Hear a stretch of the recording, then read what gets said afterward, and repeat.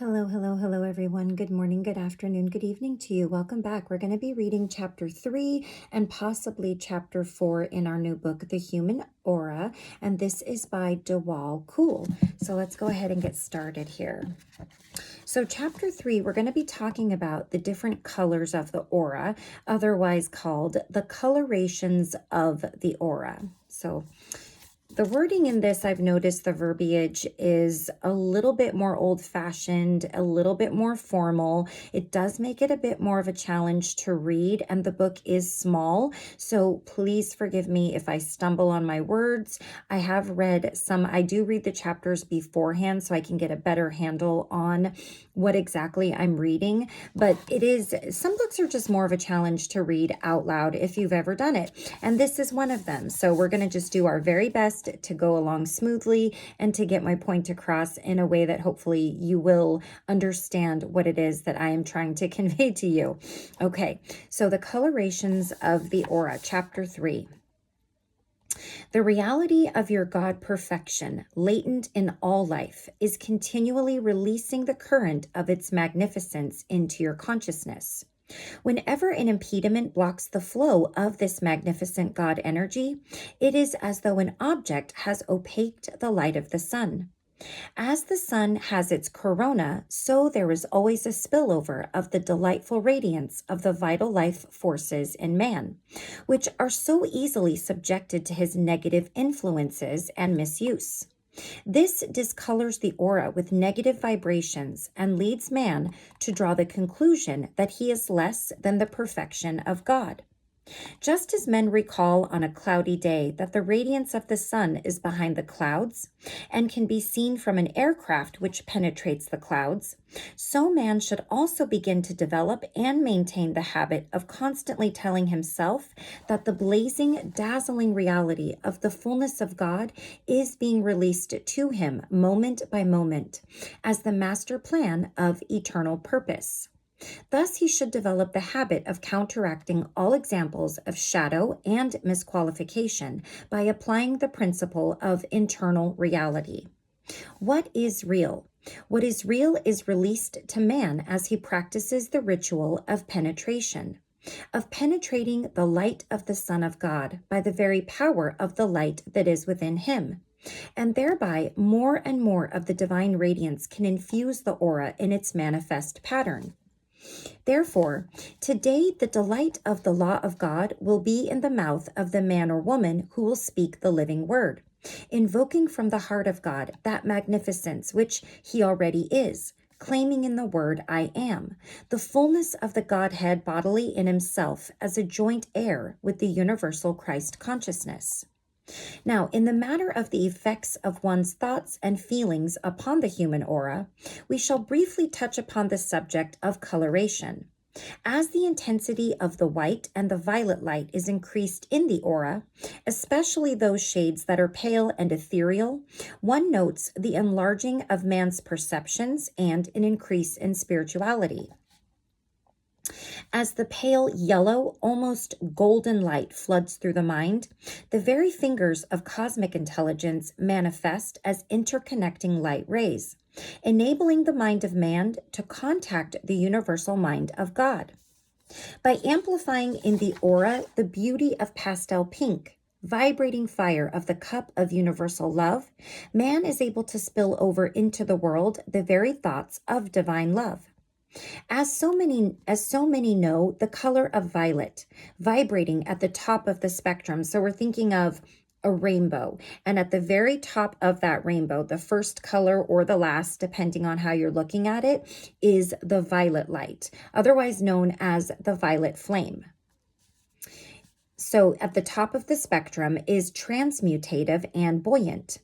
Born to the purple, the man who so infuses his aura is cloaked in the invincibility of the King of Kings.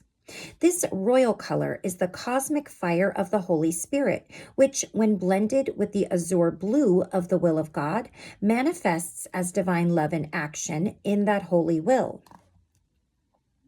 The green light, eternally new with abundance, charges the aura of man with the power of universal healing and supply. To seal all in the will of God is to drink from the goblet of that holy will. In the electric blue of the Ascended Masters, it denotes both purity and power. Now, not all of mankind see the aura, and for some, it is perhaps a misstatement to say that they do. What happens in most cases is a sensing by the inner being of the reader of the auric emanations of others and the interpolation thereof by the mind through the organ of vision. So they sense it, that what the aura is giving off, and therefore sensing it, from what I understand, helps them to see some of that through the mind using the organ of your vision, so your eyeballs, I guess. Yeah. The impressions of the impinging aura carried over the nerve pathway as a result of the extension of the reader's consciousness into the domain of the magnetic emanation seem themselves to be seen, when in reality they are only felt. Vibrations of anger often register as crimson flashes, just as black is seen in the aura as the opaquing by negative thoughts and feelings of the otherwise natural release of the light of the presence through the being of man. Remember, beloved ones, that the tone of the divine aura is an extension of God, just as the mode of thinking and feeling is the extension of the human consciousness. The interference with the aura in its natural, pure state by the mortal consciousness and its misqualification of light create the negative colorations that are both seen and felt by the more sensitive among mankind. The muddying of the pure colors of the aura occurs whenever there is a mingling of the emanations of imperfect thoughts and feelings with the pure colors released through the prism of the Christ. This marked change in color and vibration is obvious to the trained eye. In this connection, may I say that one can learn to discern the thoughts and feelings of mortal men and to perceive what is acting in their world. The difference between momentary passions, consciously willed, and sustained deep-seated emotional trends must be considered. How easy is it to see through the process of auric discernment that which is not immaculate in someone's feelings, thoughts, or acts without understanding that only a temporary surface disturbance may have taken place? Much later, if that one is not careful to override such disturbances by retaining the mind and feelings and consciously governing the energy flow, an in-depth penetration may occur, whereby auric contamination will reach subconscious levels, and thus prolong the time span of man's indulgence in negative states.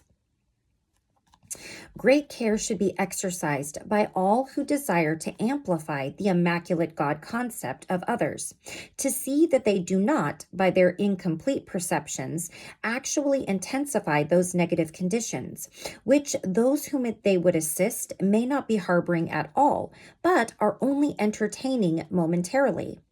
Then, too, there is the matter of the projection of mass force fields of negatively qualified energy, which can become a patine or layer of substance, overlaid upon the natural vibration of individuals. Although totally foreign to their force field, this overlay of darkness, if seen in an opportune moment, may be diagnosed by the careless or untrained observer as an outcropping of the bedrock of his identity. Always remember, dear hearts, that those who fall in the swamp may come up covered with mud, for the quicksands of life by their very nature always seek to drag man down. But man can and does escape these conditions, overcoming through the same glorious victory that brings forth the lotus in the swamplands of life. I want you to understand then that by a simple act of invoking the light of the Christ consciousness, man can overcome the ugly chartreuse green of jealousy and resentment, the muddy yellow of selfish intellectualism, the crimson reds of passion, and even the almost violet black of attempts of self-righteous justification. To see others clearly, beloved hearts, remember that man must first perceive himself the beautiful crystal of cosmic purity. Then, casting the beam out of his own eye, he can see clearly to take the mote out of his brother's eye. By the purification of your perceptions, you will be able to enjoy the entire process of beholding the Christ in self and in others, as one by one the little disturbances of the aura are cleared up through the natural manifestation of the childlike beauty of cosmic innocence.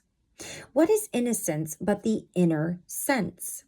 And the poem of victory that God writes through man is already there in matrix and in creative form, waiting to be delivered upon the pages of life. Human density may have interfered with the manifestation of Christ in man, but the light and love of the law will produce for him the greatest purification, making possible the penetration of the aura by the beautiful colors of the Christ consciousness. I should like our students throughout the world to join with me in a determined effort to let the crystal clear grace of the throne that is within you as the threefold flame. 3 in 1, hence the word throne.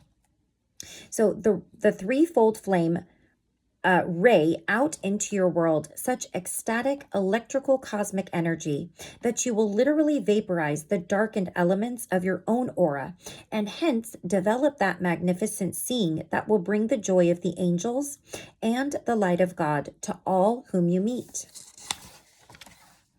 Perhaps we shall become more technical, but I think in no way can we become more practical than we have in that which we have already spoken. Will you follow the Christ of your being in this regeneration? All right, let me take a look at chapter 4. I think we can do chapter 4. So chapter 4, the reading of the aura. The trials of life that come to man are in reality his teachers. That is to say, they substitute for his teachers because he will not hear them. Yet it has been clearly recorded in the scriptures and ancient writings that the time would come when man should see his teachers and that they should not be far removed from him. So many today are concerned with the facial expressions and appearances of the teachers without ever realizing the lines of character and soul reality that compromise the inner being of a man or woman. Let the true seekers be concerned then, not so much with the outer beauty of appearances, but with the inner beauty that produces those manifestations in the human aura, which bring the admiration of every ascended master because they are the fulfillment of the God design. If any of you have ever been judges in a contest of beauty, you will understand the difficulty in making a selection from among the manifold aspects of God's beauty. In the case of the ascended masters and karmic lords, it is sheer delight that motivates them to pronounce their seal of approval on all that is the God intent in those who aspire to represent the brotherhood and to glorify God in their body and in their mind. In their body and in their spirit. If you're not familiar with the brotherhood, they're otherwise known as the Brotherhood of the White Brotherhood, the White Brotherhood or the Brotherhood of Light. And that is basically just the Ascended Masters. And they're called the Brotherhood, but some of the Ascended Masters are female. So I just wanted to explain that a little bit in case you're not familiar with that terminology. What a marvelous forte of possibility exists for every man. I want our students to think of the richness of the natural, radiating, consecrating devotion that God has placed within man. The opportunity to express the perfection of the Holy Spirit, when rightly apprehended, enables man to fashion the wedding garment of his very Christed being. Now, I know that through the years, many of the students of the occult have stressed the ability of the advanced disciple to read the human aura, to interpret it, and, in effect, to see it. May I say at this time, and quite frankly so, that no psychic ability or even the ability to read the human aura denotes in the person who does so that mastery by which the true adept overcomes outer conditions. I do not say that adepts do not have this ability. I simply say that the possessing of this ability in partial or even in total proficiency is not necessarily an indication of the advanced spiritual development of the individual.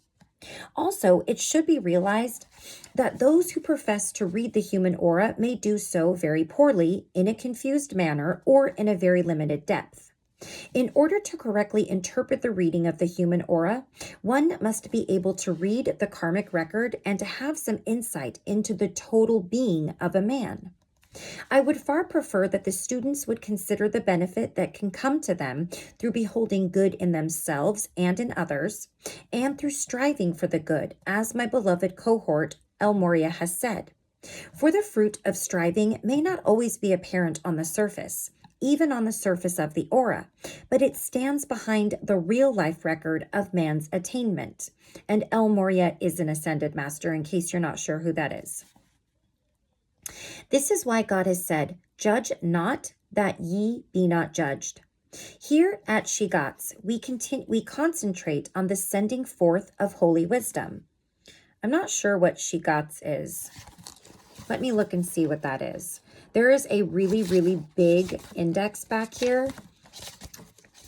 And I would love to be able to tell you what everything means, but we would be here forever.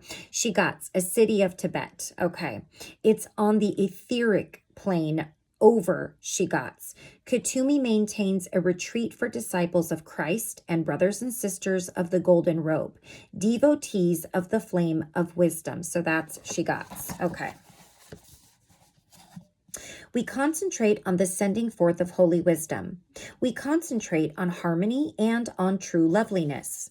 There are times, of course, when man must perceive that what is acting in his world is not of the Christ. It is then that he must be able to disentangle himself from his problems, and to recognize that neither his problems nor the unwholesome conditions that surround him are the nature of God. Therefore, the Lord does not require him either to prolong his problems or to be weighed down by his environment. Might I add that by nurturing the divine nature, man finds that the aura will quite naturally resemble the presence in its radiant perfection. This is the pattern that appears in the heavens of God's consciousness, and that can appear in the heaven of every man's consciousness, for it flows out from the seed pattern of perfection within man, even as it manifests in the presence above.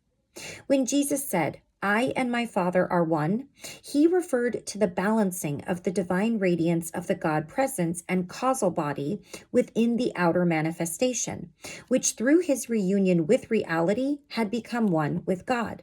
Hence, the color rays, which had been focused through the coat of many colors, now become the nimbus, halo, or radiance of the Christ consciousness around him, the seamless garment that he wore as the Son of God.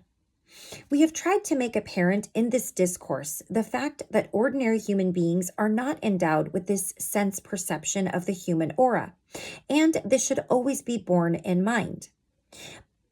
Pilate heeded the dream of his wife, who warned him to have nothing to do with that just man, more than the testimony of virtue manifest in the one who stood before him. He could find no fault with Christ Jesus, but he did not bear witness to his perfection, else he would have never permitted the crucifixion of Christ, nor would he have turned him over to the Sanhedrin. The common sense approach to the realities of God is to be found in depth in the being of man. Man is a veritable treasure house of beauty and perfection when he returns to the divine image. And I know of no better way to produce the miracle of the star of divine radiance in the human aura than to become one with God. This seemingly impossible hurdle is the panache man seeks, and he shall find it if he seeks diligently enough and does not fear to surrender his little self. For all human ills will be cured by virtue of his becoming the divine in manifestation. More harm has been done in the world by fraudulent readings of the human aura and false predictions based upon these readings than man is aware of. What a marvelous thing it will be when man turns his faculties of perception to the beholding of the reality of God in his very thought and standard. Now, I must, in defense of some errats and advanced adepts upon the plane, affirm the accuracy of those who are able instantly to detect in depth the vibratory patterns manifesting in the world of others. It is incorrect to suppose that these will always speak out concerning their discernments. Naturally, gentleness and the will to see perfection supplant darkness, will guide their motives and acts. But I solemnly warn here that whenever you are in the presence of a true adept, or even an unascended being who has mastered many elements of perfection in his life, you should understand that if there is darkness or motive within you, he may not see it or he may choose to ignore it. By the same token, I solemnly warn those who fancy themselves adepts, but who in reality have not overcome more than an iota of their imperfections, and who have achieved in the eyes of God but a small portion of that which they imagine, to take heed that they do not incorrectly discern in their so-called readings of the lives of others. Some quality may not even exist, for thereby some have been brought great karma down upon their heads. So it sounds like he's telling us that there's a lot of people out there that say that they can see auras and read auras, but that they're not always correct, because as you may or may not know, an aura can change. Your aura changes all the time. And what somebody may be seeing may just be because they're seeing you in a moment of anger or distress or depression or anxiety. And they may be giving you information that is causing you unnecessary strife, unnecessary upset, and false information. And it's unfortunate because, of course, those types of people are usually just trying to help us. But I do see a lot of that on social media these days. I even saw this this shop that was saying, oh, answer these questions on this quiz and we'll tell you what color your aura is. And then we'll send you a necklace that has a little gemstone with that aura, with your aura color in it. And I thought that is such a beautiful idea. But number one, really, how accurate is it? And number two, your aura changes. So I don't know. I kind of had to just be like, you know what, whatever. If that makes somebody feel better, that's fine. And as long as they're not telling you, I don't know if they were going to give you this whole chart about what that meant or what have you. I just briefly looked at it, but I just thought this is where we're going these days because we have so much access to so many things online and we don't know what's really harmful and what's really good. And that's where we really, really have to practice discernment and really thinking before we decide on something or take it as something that we want to believe or that we just want to pass on. All right.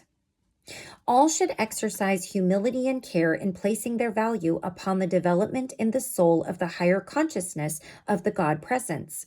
For this is without money and without price. It is the invincible attainment by which men become truly one with God. Okay. So we'll stop right there. And in the next video, we'll read chapter 5, titled The Intensification of the Aura, and probably chapter 6, which is the strengthening of the aura, which I will share some decrees, and it looks like some prayers in here that you can say, and just some information about that. So yeah, we'll go ahead and stop right there. And until next time, as always and as usual, please take care of yourself. Please take care of those around you. Please like, subscribe, comment, and share if you think that somebody may like this content.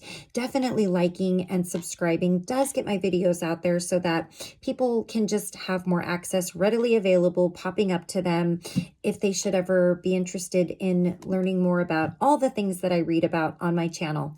So until next time, take care. I will see you guys again very soon. I love you all very much. I hope you all had a beautiful new year. We're still in the new year.